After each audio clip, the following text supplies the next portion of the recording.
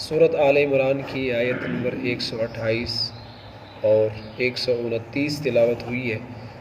اللہ پاک فرماتے ہیں لیس لک من الامر شیء اے نبی آپ کو اس معاملے میں کوئی اختیار نہیں ہے۔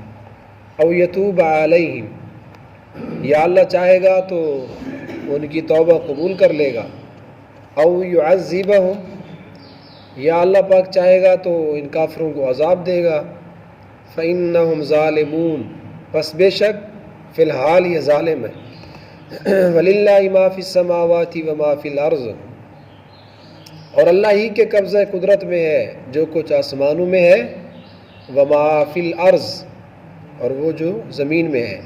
يَغْفِرُ لِمَن يَشَاءُ اللہ بخش دے گا جس کو چاہے گا، وَيُعَذِّبُ مَن يَشَاءُ اور اللہ عذاب دے گا جس کو چاہے گا۔ وَاللَّهُ غَفُورٌ الرحیم اور اللہ بخشنے والا ہے، رحیم بڑا مہربان ہے۔ لیس لک من الامر شیء اے نبی آپ کو اس معاملے میں کوئی حق نہیں ہے، کوئی اختیار نہیں ہے۔ اس رکوع کے شروع میں غزوہ احد کا ذکر تھا، درمیان میں مختصر غزوہ بدر کی بات ہوئی، ان آیات میں پھر غزوہ احد کی بات ہے۔ قصہ یوں ہے، اس آیت کو سمجھنے سے پہلے یہ واقعہ سمجھیے جس پر یہ آیت اتری، جو سبب بنا۔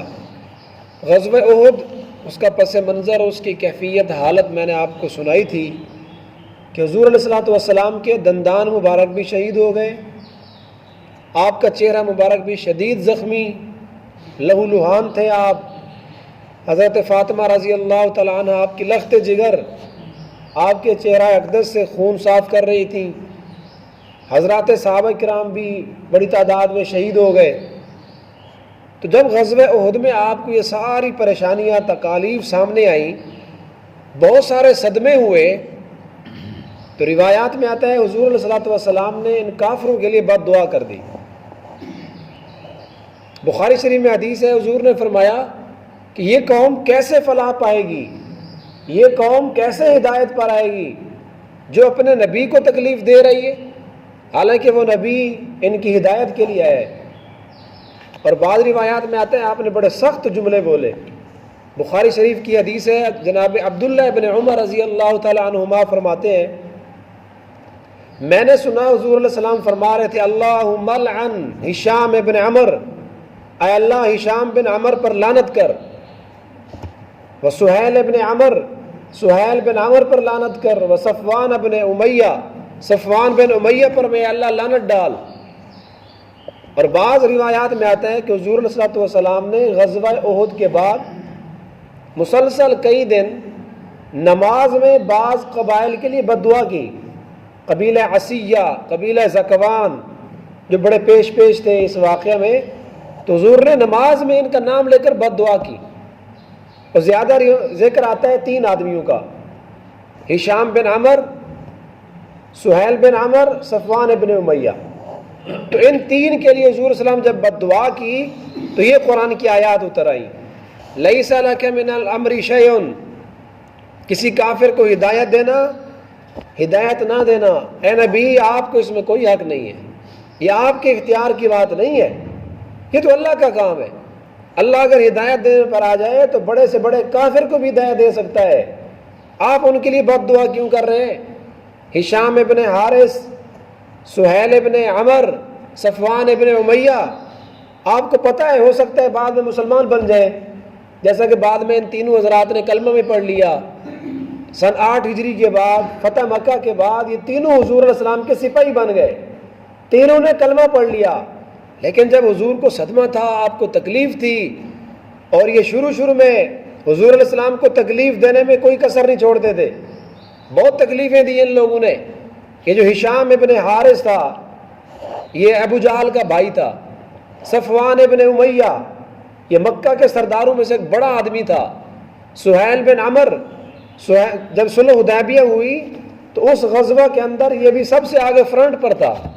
تو یہ تینوں بندے حضور کو تکلیف دینے میں آگے غزوہ احد میں بھی تینوں تھے، حضور نے بد دعا کر دی تو اللہ نے آیات بھیج دی، فرمایا نبی لیس لک من الامر شیء اس معاملے میں یعنی کسی کو ہدایت دینا یا ہدایت نہ دینا، آپ کہہ رہے ہیں کہ اللہ ان کو کیسے ہدایت دے گا؟ لیس لک من الامر، آپ کو کوئی اختیار نہیں ہے، آپ کے بس میں ہدایت کے بارے میں کوئی چیز آپ کے بس میں نہیں ہے۔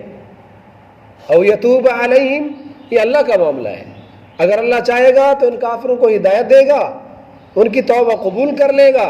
او یعذبہم، اللہ اگر چاہے گا تو ان کو عذاب دے گا۔ فإنہم ظالمون، ہاں فی الحال یہ ظالم ہے، جو احد کے مقام میں آپ کے ساتھ لڑائی کے لیے آئے ہوئے ہیں، فی الحال ظالم ہے، لیکن ہو سکتا ہے بعد میں کلمہ پڑھ لیں، جیسا کہ ان تینوں نے کلمہ پڑھ لیا۔ تو اس آیت مبارکہ کے اندر ایک بہت بڑا ہمیں عقیدہ سمجھایا گیا، اور ان لوگوں کو عبرت پکڑنی چاہیے جو غیر اللہ کے لیے، اللہ کے کسی نبی، اللہ کے کسی ولی کے لیے اللہ کے اختیارات ثابت کرتے ہیں۔ جو قدرتیں، جو طاقتیں، جو اختیارات، جو صفات اللہ کی ہونی چاہیے، وہ نبی ولی کسی انسان کے لیے جو لوگ ثابت کرتے ہیں، یہ آیت ان کے لیے باعث عبرت ہے۔ اللہ پاک فرما رہے ہیں ہدایت دینا، راہ راست پر لانا، یہ کسی نبی کے بس میں بھی نہیں ہے۔ حالانکہ حضور علیہ الصلوۃ والسلام کی صفت ہے کہ آپ ہادی ہیں، آپ مہدی ہیں، آپ ہدایت دینے کے لیے آئے، راستہ دکھانے والے ہیں، لیکن آپ کو اختیار نہیں ہے کہ آپ کسی کو ہدایت دیں، کسی کو نہ دیں۔ اِنَّكَ لَا تَهْدِي مَنْ أَحْبَبْتَ، اے نبی آپ اپنی مرضی سے کسی کو ہدایت دیں، یہ آپ کے پاس کی بات نہیں ہے۔ بہرحال ہمیں ان لوگوں کا عبرت پکڑنا ہوگا جو کسی نبی کے بارے میں یہ عقیدہ رکھتے ہیں کہ نبی نعوذ باللہ مختار کل ہوتا ہے، ولی بھی مختار کل ہوتا ہے، اور نبی جو کچھ کرنا چاہے سب کرنے پر اس کو قدرت ہے، عالم الغیب ہوتا ہے۔ جو اللہ کی صفات ہے، جو بندہ کسی نبی ولی کے لیے ثابت کرے وہ پکا مشرک ہے۔ اسی لیے اللہ نے یہ بات کرنے کے بعد کہ نبی کو کوئی اختیار نہیں ہے ہدایت دینے میں، اس کے فوراً بعد آگے اللہ نے فرمایا وَلِلَّهِ مَا فِي السَّمَاوَاتِ وَمَا فِي الْأَرْضِ، دیکھو جو کچھ بھی آسمانوں میں ہے، جو کچھ بھی زمینوں میں ہے، سب پر اللہ کا کنٹرول ہے۔ اچھا، جب یہ ہم عقیدہ بیان کرتے ہیں تو یہ عقیدہ سننے کے بعد بعض لوگ کہتے ہیں کہ یہ نبی کو مانتے نہیں ہیں۔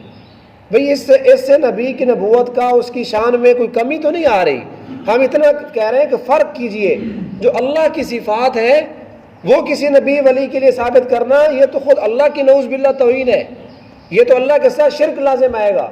عقیدہ یہ بنایا جائے کہ حضور علیہ الصلوۃ والسلام کا مقام اور مرتبہ اللہ سے کم پوری دھرتی میں جتنے بھی انسان ہیں، جتنے بھی صحابہ، جتنے بھی انبیاء ہیں، سب سے بڑھ کر ہے۔ بعد از خدا بزرگ توئی قصہ مختصر، بس یہ عقیدہ ہونا چاہیے کہ اللہ کے بعد سب سے بڑا رتبہ اور سب سے بڑی شان حضور علیہ الصلوۃ والسلام کی ہے، لیکن اللہ کے برابر نہیں ہے۔ جو صفات اللہ کی ہیں وہ اللہ کی ہیں، بندہ بندہ ہی ہوتا ہے، عبد عبد ہی ہوتا ہے۔ اللہ والی صفات کسی نبی ولی کے لیے ثابت کرنا یہ شرک ہے۔ اس لیے فوراً آگے اللہ فرما رہے ہیں یغفر لمن یشاء، اللہ جس کو چاہے معاف کر دے، اللہ اس کی بخشش کرنے پہ آئے تو اللہ کر سکتا ہے۔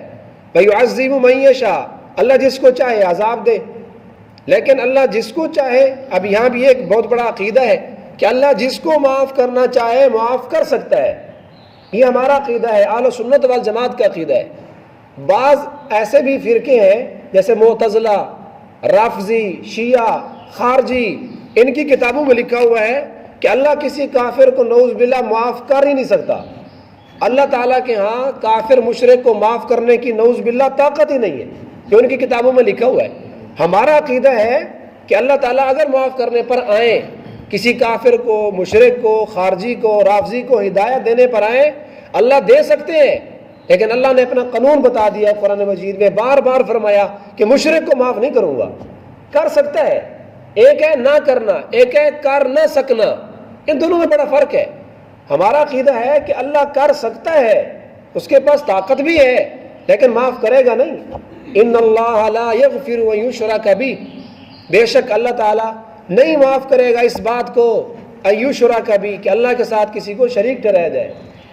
انہ من یشرک باللہ فقد حرم اللہ علیہ الجنہ، بے شک جس نے اللہ کے ساتھ شرک کیا، اللہ کی صفات، اللہ کا قانون، اللہ کی طاقتیں غیر اللہ کے لیے ثابت کی، یہ مشرک ہے۔ حرم اللہ علیہ الجنہ، اس پر اللہ نے جنت حرام کر دی ہے۔ تو اللہ تعالی ہمارا عقیدہ ہے یغفر لمن یشاء، جس کو اللہ معاف کرنا چاہے معاف کر سکتا ہے، اس کی طاقت ہے، اللہ کے کنٹرول میں ہے، سب اللہ کا اختیار ہے، لیکن اللہ کا قانون ضابطہ یہ ہے کہ اللہ کافر کو مشرک کو معاف کرے گا نہیں، ہمیشہ ہمیشہ وہ جہنم میں جائے گا۔ واللہ غفور الرحیم، اللہ تعالیٰ کی ذات بخشنے والی ہے، رحیم وہی جو ہے اللہ تعالیٰ مہربان ہے، جس پر مہربانی کرنا چاہے اس سے کوئی پوچھنے والا نہیں ہے۔ اللہ تعالیٰ ہمیں ان باتوں کو سمجھنے اور اس عقیدے کی جو ہے اللہ تعالیٰ ہمیں رعایت رکھنے کی توفیق عطا فرمائے۔ بڑی باریکی کی بات ہے، میں کئی دفعہ عرض کر چکا ہوں کہ اگر انسان کا عقیدہ خراب ہے، عقیدہ درست نہیں ہے، تو بڑی سے بڑی عبادتیں بھی، اس کی نماز، اس کا روزہ، اس کی حج زکوٰۃ سب تباہ، کوئی اجر و ثواب اس کو نہیں ملے گا۔ بنیادی چیز ہے عقیدہ۔